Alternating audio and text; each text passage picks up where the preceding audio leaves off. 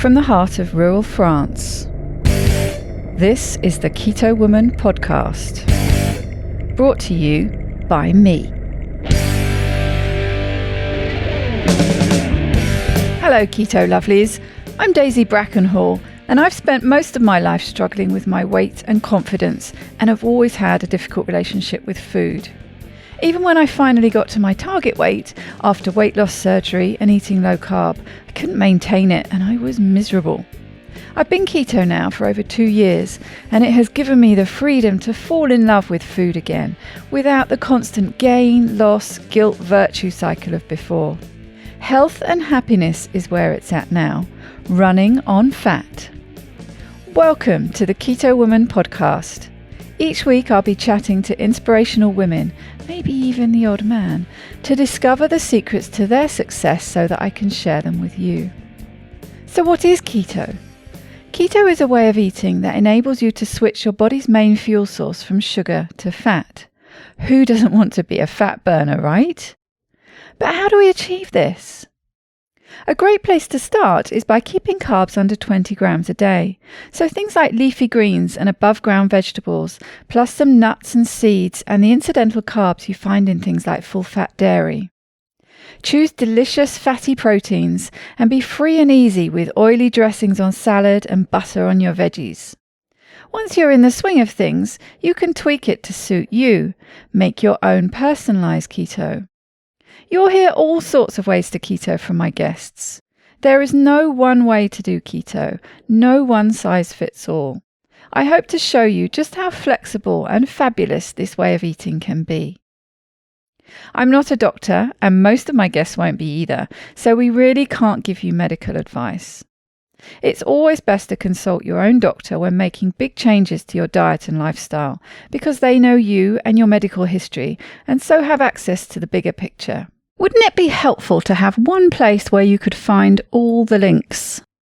Want to sign up to my new Patreon exclusive Facebook group, Daisy's Lovelies? No problem. How about subscribing to my YouTube channel?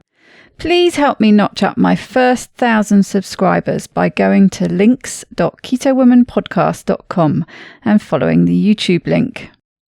Not following me on Instagram yet? Hit the Instagram button. You get the idea. All the buttons, all the links you need are at links.ketowomanpodcast.com. This is episode number 103 and is the second part of my interview with Chris Irvin. You can find the show notes at ketowomanpodcast.com/103. Chris is a nutrition science researcher and writer with an expertise in ketogenic dieting. He holds a master's degree in exercise and nutrition science and spent his time in graduate school studying the ketogenic diet for performance and therapeutic applications. Chris is the education manager at Perfect Keto and strives to make the ketogenic diet easy and keto science accessible to everyone. This week, Chris talks about his experience using exogenous ketones, as well as discussing some of the ways he and Perfect Keto recommend using them. If you want to try some of Perfect Keto's products, use code KETOWOMAN15 to get a 15% discount. Chris talks about a few of the products in this episode and the lengths they go to as a company to maintain great quality. So if you've always wanted to try a brain boost with MCTs but get disaster pants using the oil, give one of their MCT powders a go. Check out their full range at perfectketo.com/KetoWoman15. The link is also in the show notes or on the links page as usual. I have another very special product range for you to check out. Two great pals of mine, Matt and John, have just launched their range of natural creams and balms. What I especially love about this new business is the love that has gone into it. Matt's girls design the artwork, Matt has set up all the tech stuff, and John makes the fabulous products, so they really do come packaged with love. They are all about simple, natural ingredients. So if you want to balm your lips or nourish your skin, check out naturesjam.com or find the link on my links page at links.ketowomanpodcast.com. At this time, they can only fulfill US orders. On with the show and back to Chris.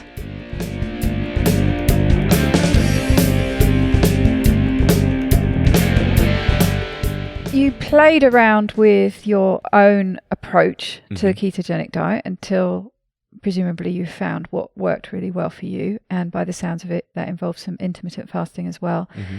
At what point and why did you look at introducing exogenous ketones? Exogenous ketones kind of came to me really early on in my keto journey because we were researching them in the lab that I was in. So I actually kind of was introduced to the two at a very similar time point. From my experience, I saw that when you take these exogenous ketones, you see an increase in your blood ketones for 2 to 3 hours, typically for most people, depending on what dose you're taking. So I saw that and I started measuring like subjective feelings of like my mood, my energy level, my cognitive function. I started coming across a lot of the research from Dr. Cunnane that was showing how ketones can be pushed into the brain based on their availability on the blood. So if we are able to increase our blood ketones, we may be able to, increase our energy that we're getting to the brain. A lot of that kind of showed me right from the beginning, I had this different perspective of exogenous ketones than what most people get when they're introduced to them. And that was that these can be a great complement to the ketogenic diet. And I always kind of viewed them as like almost a biohacking technique for keto. So I never thought that they were the most important thing or that you had to have them for keto. But what I saw them as was if I'm trying to adapt to keto, and I'm having a hard time getting my ketone levels elevated, and that's leading to me feeling pretty crummy, which is making me want to fall off of the diet. Exogenous ketones can be beneficial during that time. Or if I'm somebody who it's 3 o'clock in the afternoon, I'm still trying to work. This is kind of one of my favorite times to use them. I'm trying to avoid caffeine because I don't want it to mess with my sleep. I can use exogenous ketones to give myself a little brain boost. Or, something like working in the morning. I like to do a lot of deep work in the morning, so I'm always trying to make sure my brain is primed and ready to go. Exogenous ketones can be beneficial for that. I had already kind of understood a lot of these things that, hey, these things have a place if used correctly. But then when they first kind of started coming to market, we saw this like really big boom in people completely marketing them the wrong way. I mean, it was like, you don't have to follow keto. This is like the magic pill. You take it, you're in ketosis in 30 minutes. All of this stuff that I saw. And for a while there, I got really disappointed and turned off to it because I was like, this is going to be the thing that breaks keto. It's going to be the thing that ruins it for everybody. People are going to be out there eating pancakes and chips and drinking ketones and thinking that they're doing a good thing for their health. That's not the case. So I got a little bit turned off to it for a while. And then I started feeling like this little bit of an obligation to be like, no, I saw the research. I've tested it myself. I know that these have a place if used the right way. So then I kind of felt, a little bit of an obligation to start putting out more education information on it so people could be a little bit more clear about what these things actually are, what they actually do, and not kind of fall victim to some of the marketing techniques that people are using still today. And just out of interest, it's something that strikes me from a health point of view. It actually wouldn't be a good idea to have high blood glucose and high blood ketones at the same time. Yeah. What would your opinion be on that? Because logically for me, it doesn't seem to be a good idea. Yeah, I don't think the problem is we don't have a lot of research looking at the two. I think at some point there could be some benefit to people who are consuming carbs also using exogenous ketones. But like you're saying, if you're somebody who's extremely insulin resistant and you have elevated blood glucose chronically, I don't know that it would be a good idea. But we do know that like ketones can improve insulin sensitivity. We know that they can help drive blood glucose down. We know that they can, when we're metabolizing ketones, we can, like I mentioned earlier, kind of shuttle glucose down these other pathways that can like increase antioxidant production. So there seems to be some benefit there, but I think there has to be some switch in your diet. I think that if you're following like standard American diet and using exogenous ketones, I just don't think that that's a great fit. But there's just not a ton of research to point to for that. But I think at the very least, you should be following a low carb diet or, low carb most of the time. So, like one case I can imagine where it would be beneficial is you're an athlete or you're somebody who's working out and you train in a low carb state, but then you use carbohydrates strategically before a performance of some sort, and you also use exogenous ketones. I think there could be benefit to that there. But for the people out there who are eating pizza, drinking Coke, and using exogenous ketones, I don't think that's going to be good for health. Because, ultimately, you're adding another energy source to your body that your body has to metabolize, aren't you? Yeah. We don't know because we haven't seen this, but you would probably assume that just adding an extra energy source like that is probably going to start shuttling more things towards fat storage, almost inevitably. If we have this really big energy surplus in the blood, it has to go somewhere. And for a lot of these people who are probably using it that way, they're probably also pretty sedentary, which means they're not using a lot of energy as it is. So yeah, it's not the best use for these products. That's my biggest bugbear, really, I think. And my biggest bugbear is the way they're marketed, as we've touched on. Yeah. But, saying it's good for weight loss, an analogy that I hear often is like, it's like spritzing water on your face and saying you've worked out, right. Saying it's the same as sweat, which I think is a good analogy because it's that difference, isn't it, between endogenous and exogenous ketones. Mm-hmm. There is a big difference. Yeah, for anybody who isn't super clear with that, obviously exogenous ketones is coming from outside the body. Endogenous is what your body's producing naturally. When you take exogenous ketones, it is not stimulating ketone production like, say, MCTs would. So it's not going to directly cause fat burning. And I think that's probably one of the biggest ones where they're marketed the wrong way is like people are using it as a weight loss supplement where, hey, I take this, I'm going to lose weight. There are some indirect and long-term adaptations that can occur from taking exogenous ketones that can promote fat burning, but to assume that it's like a fat burning pill that you're going to take it and burn more fat, that's just not the case. I mean, we do know that, if you're metabolizing a lot of ketones, you're going to improve mitochondrial function, lower inflammation. That's going to help you have a greater capacity for fat burning. We also know that if you have more energy, you're probably going to be moving a lot more, so your energy expenditure is going to go up. So those are kind of some indirect and longer term adaptations that can occur that could be beneficial for supporting fat loss. But people have completely ignored that and they've gone the other way and saying, hey, you just take this, you'll be burning fat, which, you have to understand at some point because everybody is looking for a weight loss pill and they're looking for that easy thing. And unfortunately, exogenous ketones have fallen into that realm in the keto space, which I think we have a lot of work to do to get them away from that. Absolutely. And of course, and I completely understand that, who doesn't want the magic pill? Yeah. Everyone does. But yes, that is one of the things that I've seen said a lot. Mm-hmm. Okay, so you take these exogenous ketones and you're in ketosis, so all of a sudden you're losing weight. Mm-hmm. And it's like, well, there's some kind of truth to what you said, but it's just completely wrong. It's not, you do kind of follow those steps mm-hmm. when you start keto, but it's not the same just by throwing some ketones into your system. It just doesn't work the same way. Yeah, and I think there's probably that confusion of like what's actually happening when you take the supplement. So like you said, just because you're in ketosis and we know that ketosis means fat burning doesn't mean that because something puts you into ketosis that you're burning fat. So when you take exogenous ketones, they're being broken down and released into your blood. So you're just providing ketones into your blood. That doesn't mean that your liver is producing more of them. That has to come from the breakdown of stored body fat. We don't have research on this, but I would assume that when you take exogenous ketones, you're probably going to have actually a blunting of ketone production naturally in the short term while you're taking it. Because to me, that just makes sense from a standpoint of if you are providing your body with this level of ketones, there's probably not a need to be producing more of them during that window. But what I've noticed from doing experimentation myself is that, so say if I start taking ketones and I'll take a baseline measure. So I do a lot of like just self-experimentation with this stuff. I'll take a baseline measure and say I'm at like 0.8 on my blood ketone meter. And then I'll go up to, maybe 1.5, 1.7, 1.8, something like that. And then over the course of 2 to 3 hours, I'll go back down to 0.8. And then from that 0.8 period, I'll see if I continue fasting, then I'll notice that number will start trickling up again. So you're kind of seeing that like you're not people, when they hear that you may be stopping ketone production in that period when you take it, they think they take it and run the other way and say, oh, ketones, exogenous ketones blunt fat burning and they blunt ketone production. It's like, no, that's not the case. It's just during that time when they're elevated, you're probably not experiencing a ton of natural ketone production.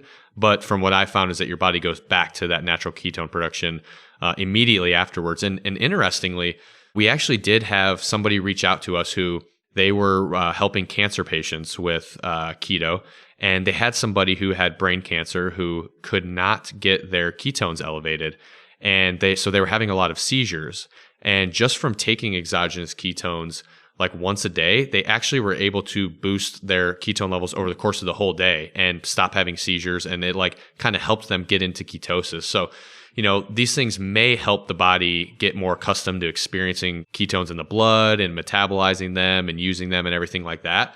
But yeah, they're not going to be something like you said. That's kind of a long-winded way of saying you're not burning fat when you're taking exogenous ketones. That's just not the way that it works. Yes, I mean, I think I've started shifting towards thinking of it as a supplement that can be helpful for certain things. And from a personal point of view, the way I'm interested in experimenting with them is for my migraines, which I get much less frequently since I've been keto, but I do still get them sometimes. And I have these weird periods where I will still get them for days on end, and I'm not quite sure why that is. Something to do with hormones, probably. And depression is the other thing. And it's a very long time ago now that I was first given Prozac, and I was on Prozac for a long period of time. Wow. But boy, now I would have preferred that they give me exogenous ketones if it could have that kind of boosting effect, which I suspect it could, because that's another thing that's been alleviated with keto. But I do still sometimes have, and again can have extended periods of being depressed. And so I'm very interested in playing around possibly with this supplement to see if it helps those, because I would rather take that than I'm not interested in taking Prozac again. Not that I have anything against it for people it works for, but it never worked particularly well for me. Again, migraine medication, that I stopped taking that because it was actually doing me harm. And even compared to taking something like ibuprofen, I think it would probably be a better option. So I'm interested in taking it for those reasons and seeing if it could work for me. And perhaps you could just talk about the different applications that people might find benefit from.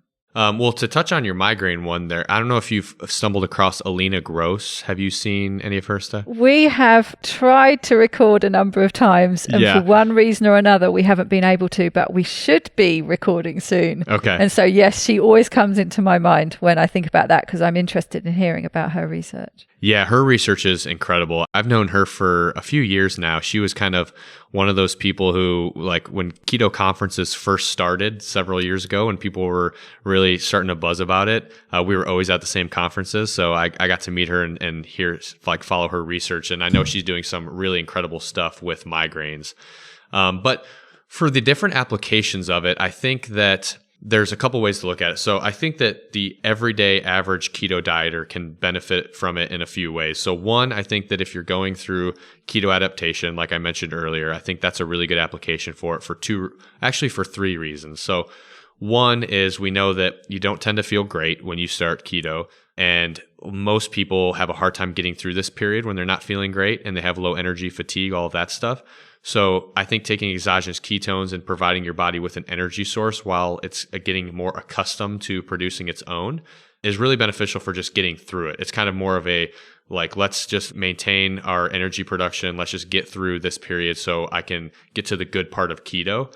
So I think it's really useful during that time. But also when you talk about using ketone salts, a lot of these have really high electrolyte counts. So you're also able to replenish electrolytes, which is great during that time. And then the other thing that we know is when it comes to being keto adapted, and the difference between like ketosis and being keto adapted is that when, you can be in ketosis within a couple days or even just several hours of carb restriction, but that doesn't mean that you're effectively using the ketones that you're producing. And this takes the upregulation of these MCT transporters, which is what allows these ketones to come into the cells. And from research, we've seen that when your cells are exposed to higher blood ketone levels, this leads to an upregulation of these MCTs. So for people who are maybe, really insulin resistant when they come to the ketogenic diet and they're having a really hard time burning fat and producing ketones, it could be really useful to take these exogenous ketones to kind of help their body become adapted. So for the beginner, I think those are some really good use cases. And then, a really easy way to look at it for any keto dieter is anytime that you could experience a benefit from your brain having more energy. So like I mentioned before, what we've seen with the difference between like glucose metabolism and ketone metabolism, and this is something that's been really brilliantly laid out by Dr. Stephen Cunnane, who does a lot of research with like neurodegenerative diseases. But he's shown that glucose is pulled into the brain based on the energy demands of the brain. So if the brain has to meet this energy requirement, if you're using glucose, it pulls it in. But you can't, eat ice cream and increase your energy to the brain. Just because you provide more glucose doesn't mean that you're getting more to the brain. But ketones are different. Ketones actually get pushed into the brain based on their availability in the blood. So, from that information, we know that if you can increase your blood ketones, then you should be able to increase the energy going to your brain. So, for me, that's why when I mentioned earlier, somebody who you're trying to reduce caffeine, you're looking to improve your cognitive function for work or a presentation, or maybe before a workout, you're just tired, your mood's down, something like that. I think these can be a really great pick-me-up during that time. That's the case where people also use the MCT oil, isn't it? Yes, exactly. And I really like using them together. And that's something that I believe that's come out of Dr. D'Agostino's lab, showing like the synergistic effect of the two. So I do like using them together. Usually what you'll see is that ketones will give you a moderate bump in your ketone production, but it is natural. So, these MCTs are being broken down and converted to ketones, which is great. Exogenous ketones will give you more of a boost. I think they work really great in combination. I probably use MCTs more frequently than I use the exogenous ketones. The exogenous ketones are more of just when I'm really looking for that big bump. But MCTs are something that, if I'm going for coffee, I'll usually just throw it in there because, why not? I may as well get it in there. So I think those are really good uses for that. But then when you start looking at the therapeutic side of things, which we need a lot more research here, because most of this research is in people a lot of it is animal research. And anecdotal evidence. So we don't have a whole lot of like really well-controlled, randomized controlled trials looking at exogenous ketones for therapeutic uses. But some of the cases where I think it can be really great is epilepsy, neurodegenerative diseases. So we know that things like Alzheimer's, one of the big things that we see is insulin resistance in the brain, which is the lack of proper energy in the brain. So if we can provide a really good energy source that actually can help lower inflammation, that can only help. So I think that's a really good use for it. I think that for cancer, especially for, when you're combining treatments. So if you're doing chemotherapy or radiation, I think that having elevated blood ketones can just be helpful for maybe even helping you reduce the dose that you have to take for some of those medications. So I think there's a lot of use there. And then one of the really most exciting cases for me, outside of, cancer and Alzheimer's get me excited because that's something that everybody knows somebody that's suffering from those things, and they're heartbreaking. They're some of the most devastating conditions out there. But I get really excited about the use of ketones for traumatic brain injury and concussions, because when you look at, and I'll kind of give a brief little explanation there, I think a good way to look at these things is when you have a concussion or some sort of major head trauma, we have this like really big increase in glucose uptake in the brain. And that tends to lead to this insulin resistance in the brain, which creates this energy deficit in the brain. And that can lead to all of these conditions and symptoms that we see from concussions, that, the long-term problems that you see with them. But what we've seen with a lot of the animal research on this is that while the brain can become insulin resistant and can't take up glucose, it can still use ketones during this time. And the ketones can help lower the inflammation that you're seeing after traumatic brain injury. It can make up for that energy deficit. So I think that when you start looking at, contact sports or like football is kind of a big one for me. Like whenever I'll watch a football game and I'll see American football, that is, and I'll see like somebody just get blasted in the head and then come on the sideline and they're slugging back like a sports drink like Gatorade or something that's full of sugar. I'm just like slapping myself on the head, like what are you doing? So it's a serious case because, we're seeing more and more football players coming out and, suicide and like depression, anxiety, like all of these things. And not just football players, just, any contact sport or anything in life that results in a lot of head trauma, car accidents, things like that. I forget the name. What's the name of the condition? I remember listening to a podcast about it that can result after getting concussion, and it can lead to aggression and suicide, and is a real big problem with college students who've been playing those kind of sports. I'm drawing a blank on it now too. I cannot can't pull it out because they found that condition in one of the football players who had committed suicide, and they did a scan of his brain and they found that condition in his brain as well. Yeah, that's what the podcast was about, and I can't remember the name of. I can picture the podcast, and I can't remember the name. I will put it in the show notes. Yeah. I will remember it afterwards, and I'll put it in the show notes because it was fascinating. Yeah, I'm and terrifying at the same time. For sure, and that's the thing is like people don't know that just a couple concussions when you're in your 20s, you might not experience the detrimental effects of that until years later. I was talking to a guy who works at a hospital where they have a lot of like very serious head traumas come in, and their standard treatment for these people is putting them on a glucose drip. Like they're just putting sugar. I talked to him about it, and he was just like, well, we don't know what else to do. We don't know about this information. And the standard of care is, hey, we have to be, putting a ton of sugar into these people to make sure that we can get energy to the brain so we don't lose them. That's just what we have to do. So you start seeing that and just add that to the list of the broken things that are going on in the medical field. I mean, we're completely mistreating conditions, which, that's not the only one. We have plenty of those that we're messing up. But yeah, so that's one use case where I think it's just something that we should be looking into more.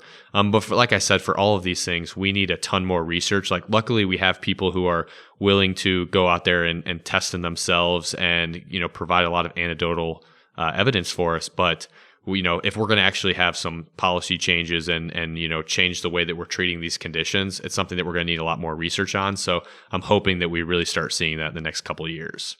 And what would you say to the concerns that some people have about the ketones and the whole racemic debate, that our bodies aren't familiar with the form that we take them in, and that could potentially have long-term damage and that debate? What are your thoughts on that? It is a good debate because especially for somebody who's like really into the biochemistry of it, and you start looking at like the isomers and everything, like I get that. We just haven't seen that in research yet. We haven't seen that it is dangerous. I think that we're jumping to conclusions. We haven't seen any negative effects from taking the things yet.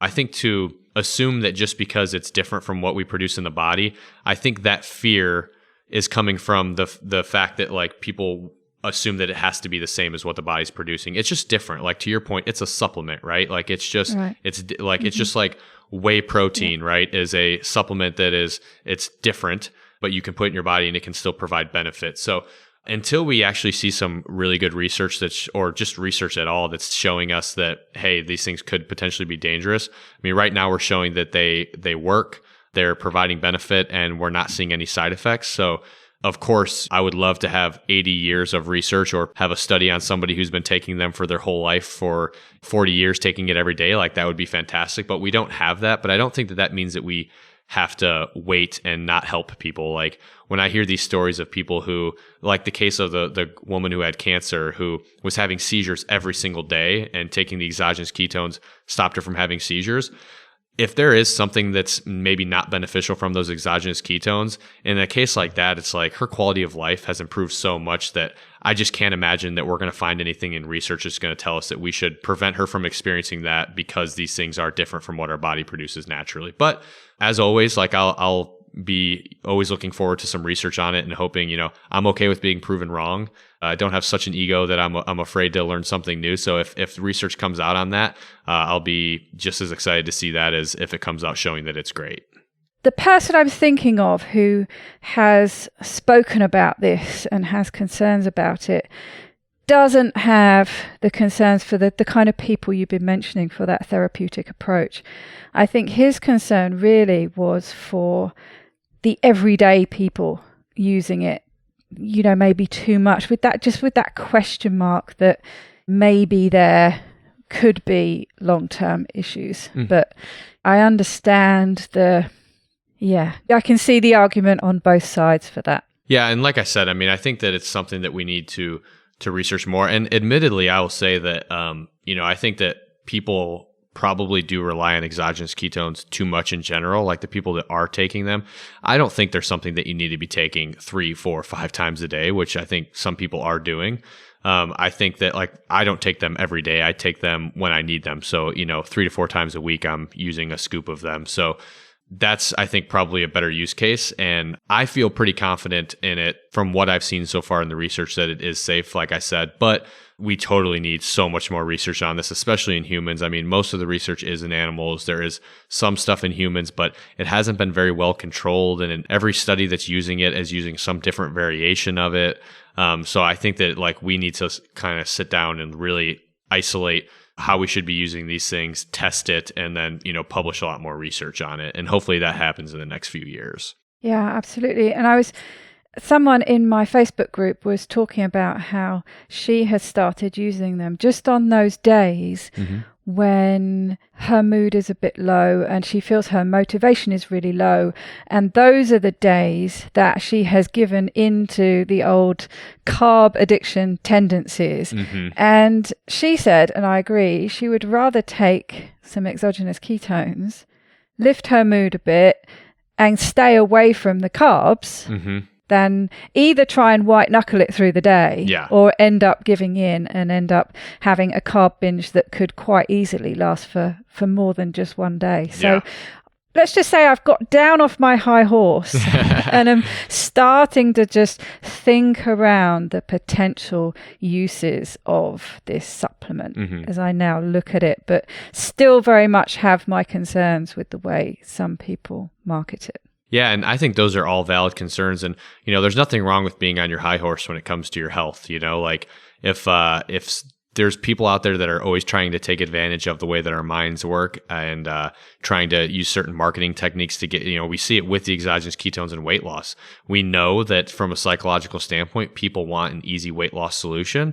So they know that, hey, if I market these exogenous ketones for that reason, it can work. So you should always be skeptical of those things. I think that at the end of the day, if you do your research and you find a reason why you should give something a try and self-experiment with it, then that's exactly what you should do, is self-experiment with it, see how it works for you, and then come to a conclusion.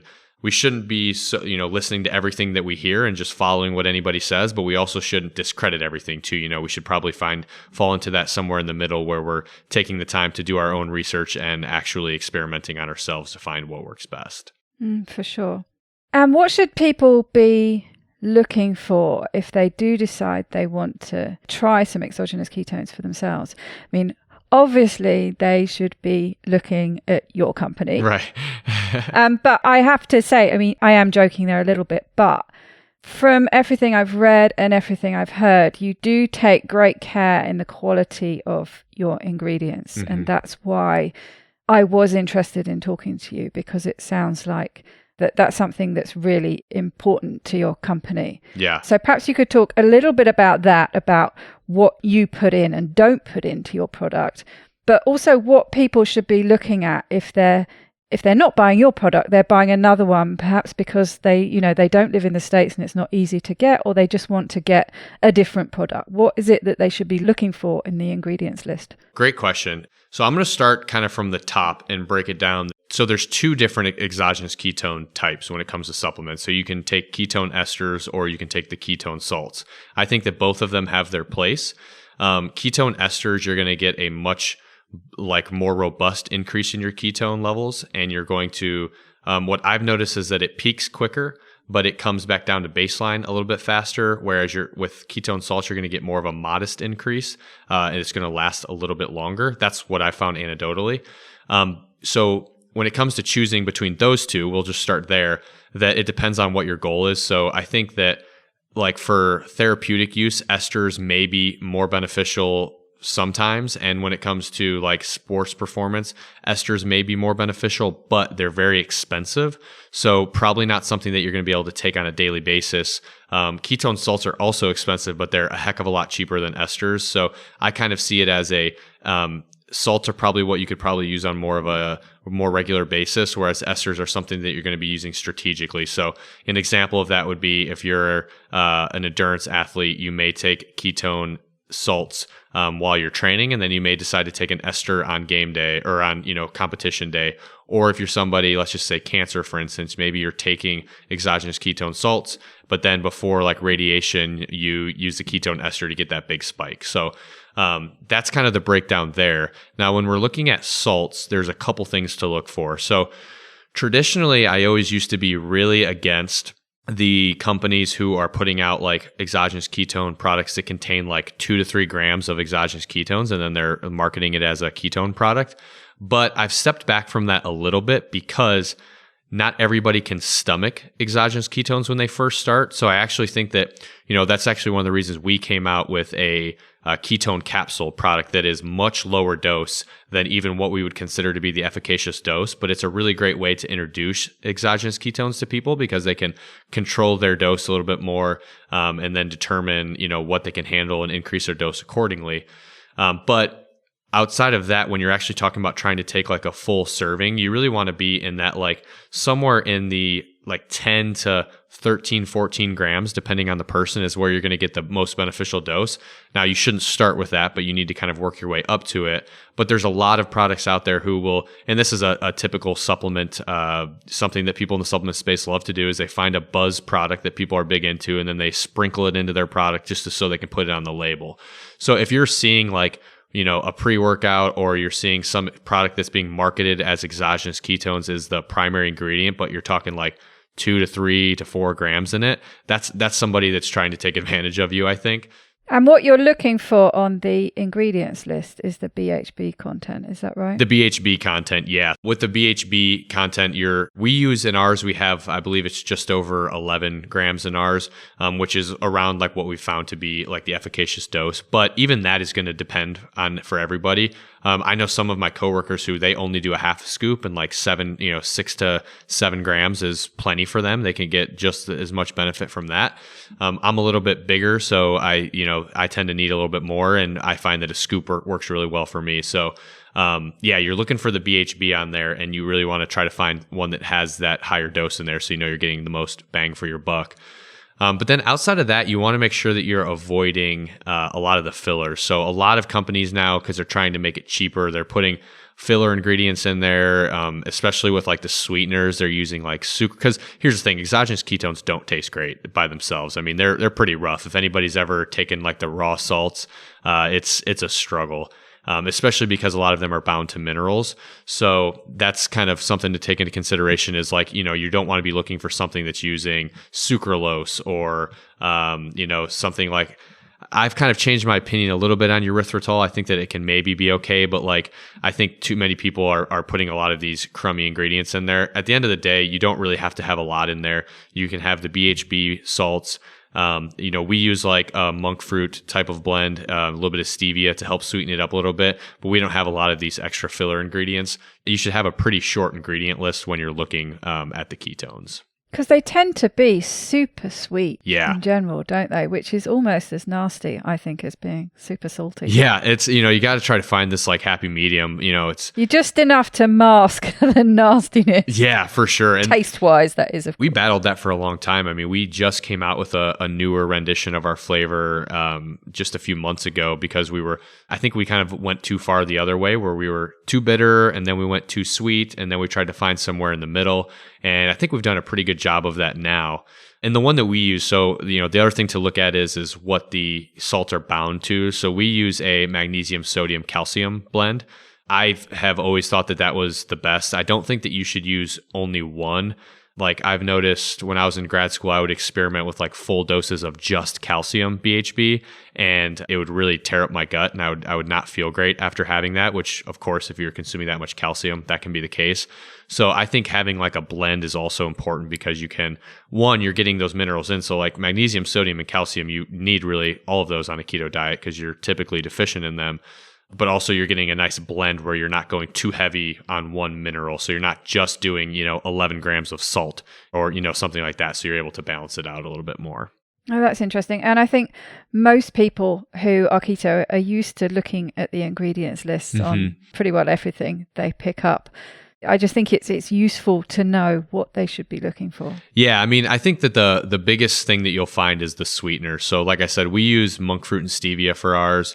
But we also will use like natural flavors. So we'll use like natural, in our chocolate one, we have like natural flavor coming from cacao.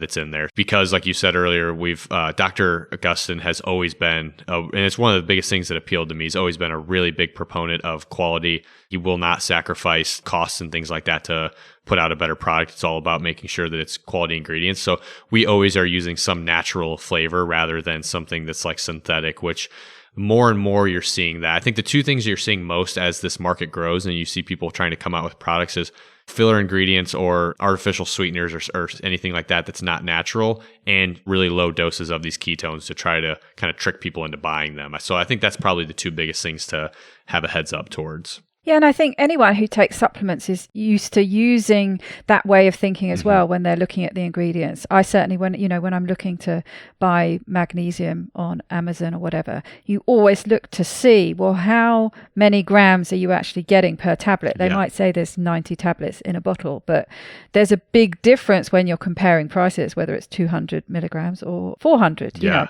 So we're used to doing that, I think. It's just useful to know what you're looking for. Yeah. While we're talking about ingredients, just briefly, I'd be interested to know what your MCT oil powder, how that is produced, because I know to turn MCT oil into a powder, you have to use things like starch, don't you, in that process? What is it that you use to turn it into a powder, and how much of it is left? Yeah, so we use an acacia fiber for it, and that was another thing. So that was something where Dr. Augustin was testing very frequently. We knew we didn't want to use a starch, so you'll see a lot of companies who are using some sort of like a dextrose or like some sort of soluble corn fiber or anything like that. You'll see that quite a bit. So we didn't want to do that. We wanted to avoid those things. So even though those things can be keto friendly in the sense that like they're low in carbs and they're not going to kick you out of ketosis, they're not healthy. So we wanted to avoid those things. So we use an acacia fiber, which we found to be keto friendly and it's good for you in the sense that like you don't have to worry about it causing a lot of like GI distress or disrupting your health in any way. And we actually noticed it tends to be a little bit easier on the gut as well. So with our product, I believe that it is 10 grams of MCT oil powder gives you 7 grams of the MCT.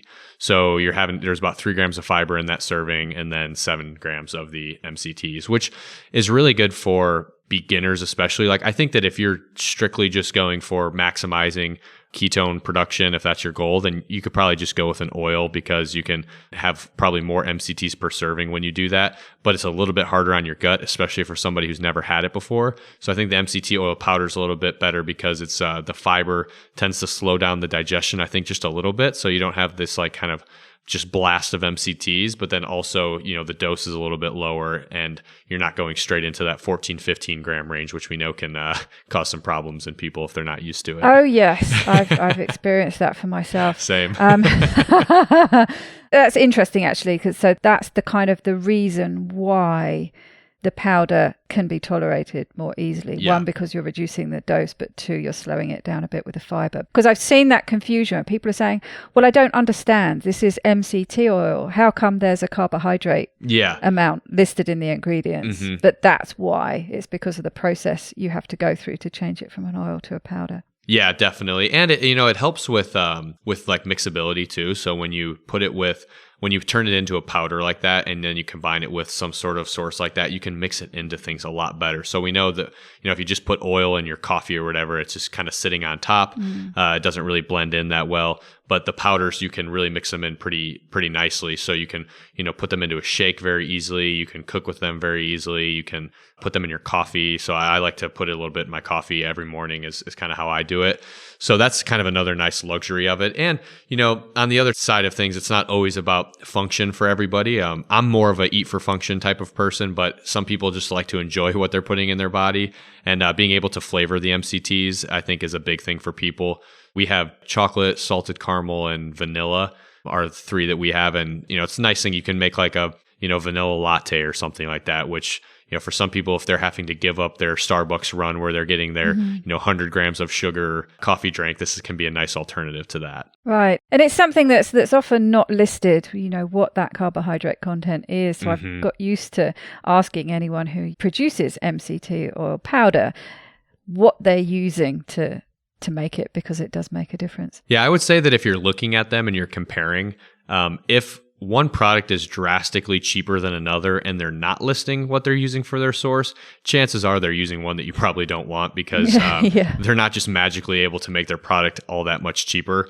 They're making it cheaper by using cheaper ingredients. So that's kind of a good test people can use if they're not sure what's in it. That's right. Well, thank you very much. It's been a fascinating discussion. I've really enjoyed it, and it's added to my knowledge and added to the challenge that's going on in my mind about exogenous ketones. But I must admit, I'm coming around much more to seeing how thinking of it as a supplement and seeing how it can help people in different situations potentially. But still, I like the fact that you agree with the things that I'm wary of too. Yeah. No, those are the things that you should, I think you're so right in being wary of those things. And, it actually, it's something that we obviously have to combat a lot here. Just speaking about like perfect keto is the image that has been put in people's mind about exogenous ketones. Everybody knows the first thing that you learn about something, it's very hard to change that, right? Like you could be told something completely wrong, but if it's the first thing you've been told, that's just what you believe. It sticks. So when somebody hears that, and usually what it is it's like there's a Facebook group and somebody came into that Facebook group marketing exogenous ketone product for what it's not, which is like replacing the diet and whatnot. So then that Facebook group will put out a message that says, hey, exogenous ketones are garbage. You're not allowed to talk about them in here. Avoid them. You don't need them on keto. And then that's what puts that in people's minds. But I think there's, you can have this practical approach. It's kind of like, I like to look at it like coffee too, where it's like, you don't have to drink coffee in the day, but it definitely helps, right? Like it helps wake you up and it helps you feel better. And that's kind of how I view exogenous ketones. You don't have to have them and they're not an essential thing for a ketogenic diet, but that doesn't mean that they can't be helpful if they're used strategically. Absolutely. Yeah. Well, thank you again. Perhaps you could finish off the show with a top tip for our listeners. Top tip. Yeah. So I think that the best tip I can offer would be so do you have a beginner's crowd? I guess that can kind of help me choose my tip here. Is a lot of people that are new to keto or people that are more advanced, would you say? Well, both. Maybe you should give us 2 top tips, one for each. So I'll give 2 tips. First tip is for beginners, and that is that you do not need to over stress about counting calories and macros when you start keto. I think the first thing you should do when you start keto is just find the correct approved food list that you should be sticking to and eat to satiety and allow your body to adapt. Too many people are severely calorie restricting when they start keto and putting a lot of pressure, like mental pressure on themselves to stick to these certain macros that I think can, inevitably promote eating disorders. So I think it's better for us to repair that thinking and just stick to keto foods, let your body adapt, and then make changes as you need to later. So that'd be tip 1 for beginners. And then I think the other one is that we don't need to fear protein consumption.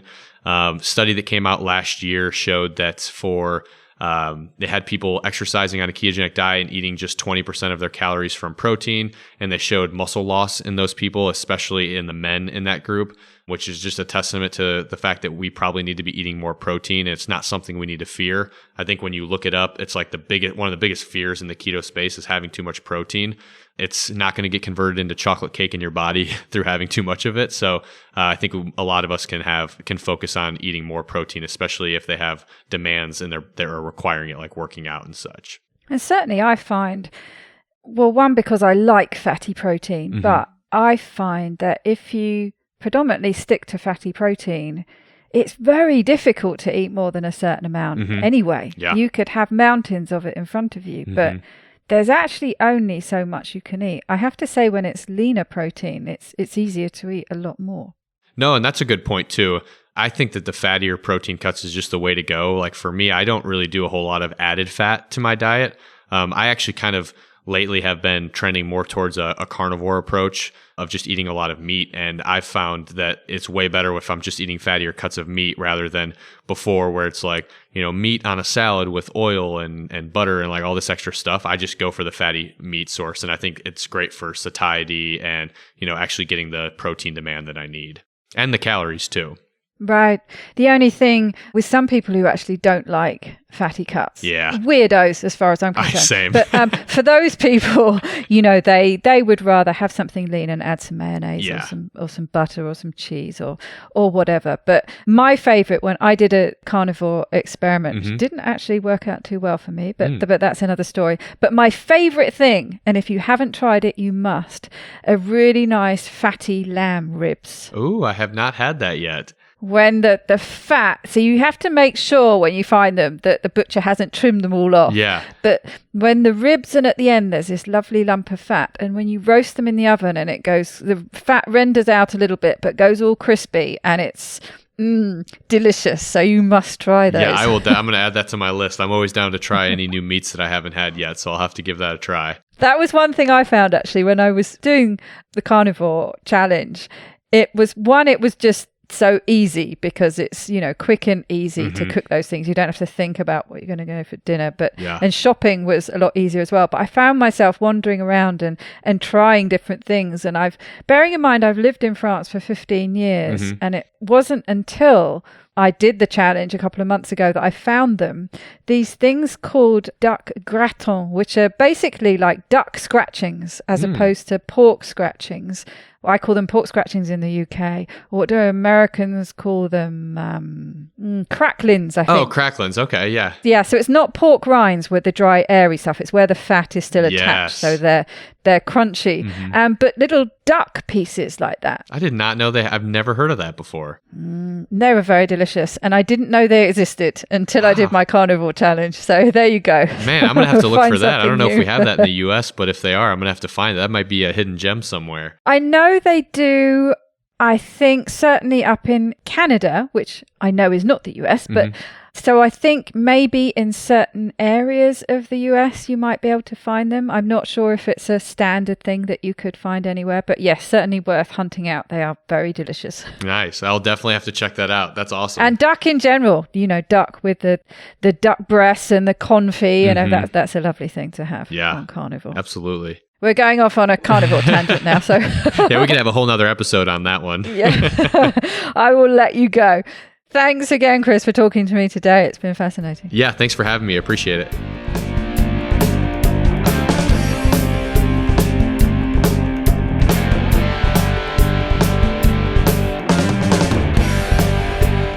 To get the resources and links from this show, please go to ketowomanpodcast.com/episodes.